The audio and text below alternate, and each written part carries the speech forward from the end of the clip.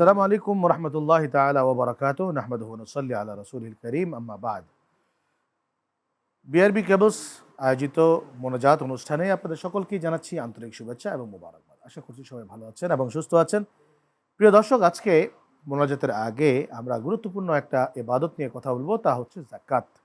আর যাকাত হচ্ছে এমন একটা ইবাদত যেটাকে আরবিতে বলা হয় ইবাদতে মালি, অর্থাৎ আপনার যদি নেসাব পরিমাণ সম্পদের মালিক আপনি হন, 1 বছর যদি স্টে করে, তাহলে সেখান থেকে 2.5% হারে আপনাকে যাকাত আল্লাহ রাব্বুল আলামিন যে 8টা খাত দিয়ে দিয়েছেন, সেই 8টি খাতের যে কোনো একটি খাতে আপনাকে দান করতে হবে। এটার নামই হচ্ছে যাকাত। এবার যাকাতের নেসাব কি? যাকাতের নেসাব হচ্ছে স্বর্ণ অথবা রৌপ্য, এই দুটি হচ্ছে মানদণ্ড। পরিমাণ কতটুকু? স্বর্ণের পরিমাণ 7.5 ভরি, রৌপ্যের পরিমাণ 52 ভরি। যদি 7.5 ভরি এবং 52.5 ভরি আপনার কাছে সোনা কিংবা রৌপ্যর মালিক আপনি হন, সেক্ষেত্রে আপনাকে যাকাত দিতে হবে। হ্যাঁ, অবশ্যই এই পরিমাণ স্বর্ণ কিংবা রৌপ্য 1 বছর যদি আপনার কাছে পড়ে থাকে উইদাউট এনি ট্রানজ্যাকশন, কমা কিংবা বাড়া ছাড়া যদি পড়ে থাকে, তাহলে সেটার যাকাত আপনি দিতে হবে। শুধু স্বর্ণ কিংবা রৌপ্য নয়, বরং আপনি যে চাষ করছেন, আপনার যে ফল ফলাদি হচ্ছে, আপনি অ্যাগ্রো ফার্ম করছেন, আপনার যে পশু পালন করছেন, সেই পশু জন্মাচ্ছে বছরে বছরে, আপনি মাছ চাষ করছেন, সেই মাছের পোনা হচ্ছে, মাছ বাড়ছে, মাছ বিক্রি করছেন, সেটারও কিন্তু যাকাত দিতে হবে। হ্যাঁ, সেখানে কিছু কথা আছে, নিয়ম আছে, যে কিছু যাকাত আছে যেটা আকাশ থেকে বৃষ্টির ফলে সেই গাছ বেড়েছে, সেটার যাকাত একরকম। আবার যেটি আপনার পয়সা দিয়ে পানি সেচ করে চাষ দিতে হয়েছে, সেটার যাকাত আরেক রকম। এই বিষয়গুলো আপনারা অবশ্যই ওলামায়ে কেরামের কাছ থেকে জানার চেষ্টা করবেন বিস্তারিত। তবে আজকে এখানে স্বল্প সময়ের ভিতরে যেটা বলবো তা হচ্ছে, এই যাকাত এমন একটা ইবাদত যেটি আদায় না করলে সামাজিক যে সামাজিক কাঠামো রয়েছে এটি ভেঙে পড়ে, গরিব এবং ধনীতে বৈষম্য বিস্তার ঘটে, এবং সেই সাথে আল্লাহ রাব্বুল আলামিনের নারাজি, তার রাগ, তার গোসা দিন দিন বাড়তে থাকে। আল্লাহ বলেছেন, ইন্নাল্লাযীনা ইয়াকনিজুনা আয-যাহাবা ওয়াল ফিদ্দা ওয়া লা ইউনফিকুনাহা ফি সাবিলিল্লাহ ফাবাশশিরহুম বিআযাবিন আলীম।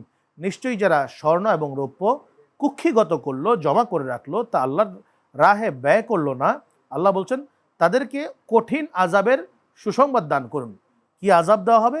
ইয়াউমা ইউহমা আলাইহা ফি নারি জাহান্নাম ফাতুকওয়া বিহা জিবাহুহুম ওয়া জুনুবুহুম ওয়া যুহুরুহুম হাযা মা কানাসতুম লিআনফুসিকুম ফাযুকু মা কুনতুম তাকনিজুন।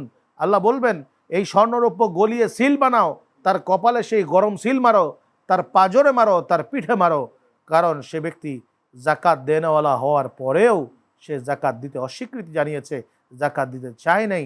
সুতরাং এই শাস্তি যেন আমাদেরকে পেতে না হয়, কাল কিয়ামতের দিনে আল্লাহ রাব্বুল আলামিনের দরবারে যেন আমরা এই ধরনের ঋণ খেলাপি হলে যেরকম দুনিয়াতে ব্যাংক কোর্টের মাধ্যমে আমাদেরকে শাস্তির ব্যবস্থা করে, ঠিক তেমনিভাবে এই যাকাত হচ্ছে মহান আল্লাহ রাব্বুল আলামিনের দেওয়া আইন। আপনার ধনী গরিবের যে ধনীর যে সম্পদ রয়েছে, সেই সম্পদের কিছু অংশ গরিবের হক, সেই হক অবশ্যই অবশ্যই দিতে হবে।